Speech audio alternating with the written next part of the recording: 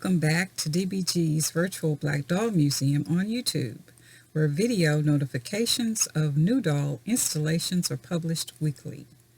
This week's installations include Doll Crafting Negro Boy and Girl Dolls by Mangelson of Omaha, Nebraska, circa 1975 to 1985, that use Shandana's baby Zuri's head sculpt. The dolls were designed for crafters to dress. A group of 5 Daisy Kingdom dolls designed to sew clothing for using Daisy Kingdom patterns and fabrics or patterns and fabrics of your choice are in the second installation this week.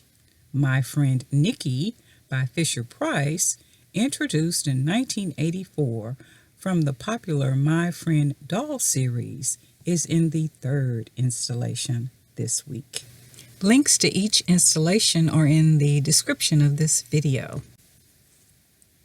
Don't forget to subscribe to this channel. Also, visit the museum website at virtualblackdollmuseum.com. Find the subscribe button, enter your email address, and you'll be updated by email when new installations are published. Thanks for watching, subscribing, liking, and sharing. Your comments and feedback are also appreciated.